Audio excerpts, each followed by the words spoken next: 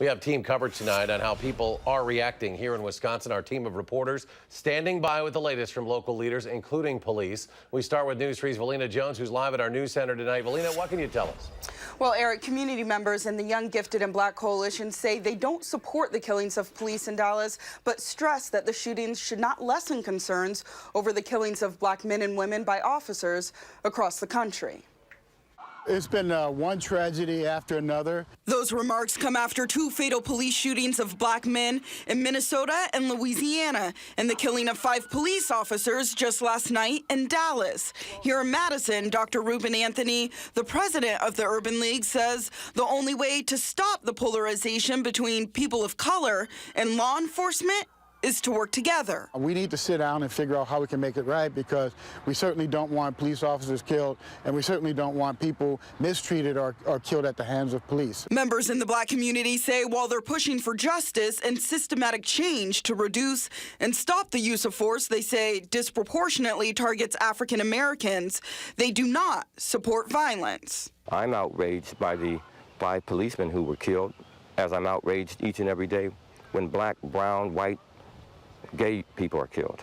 Outrage is outrage. Coach Assad spends his time mentoring underserved youth with community activities through the Mellowhood Foundation. His goal is to provide solid foundations for youth to succeed. I don't want every young man and young woman to be brainwashed by people in our community to think that police are all bad, because I fight the narrative each and every day that these youth out here are somehow horrible thieves. A founder of the Young, Gifted, and Black Coalition says the Dallas shooting points to the growing anger people have over police violence against African Americans. I mean, it was one individual, and that's really what it was. I'm not going to condone or condemn it.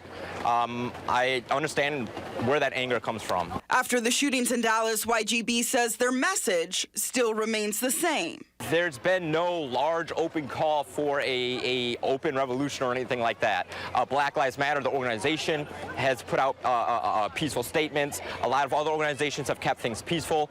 The act of a couple individuals is not indicative of other organizations. Now, Eric, it's important to mention Dallas police say the shooter was not affiliated with any group. YGB says they will continue to hold rallies and call for a power shift in law enforcement to include community control over police. Brannan says they also want Chief Koval to be removed from his position. The group plans to host a rally next week. All right, Velena, thanks. With heavy hearts, officers around the country had to go back to work today. Chris Gothner caught up with a local officer for his perspective at this tough time for everyone. Chris. Hi, Eric. Well, the Dallas attacks have officers throughout the country reeling. But I rode with one local police officer today who says despite the challenges officers face nowadays, he continues to love what he does.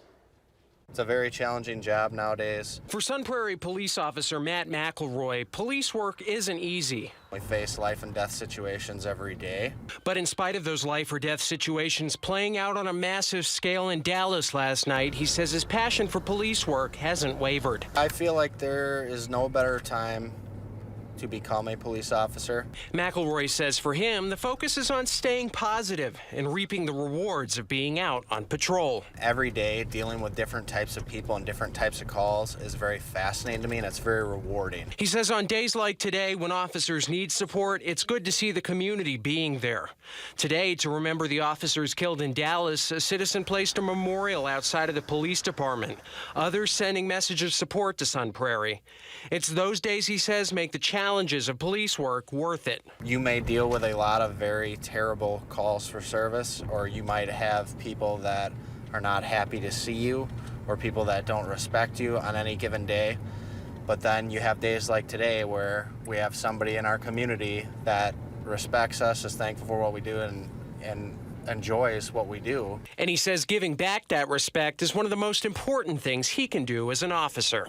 When you have those relationships with people where they're comfortable with you and they respect you, they're going to provide that information, and that makes our job a lot easier, and it makes the community much safer. As long as you're respectful toward people, no matter what their demeanor is, people usually remember that when you come back.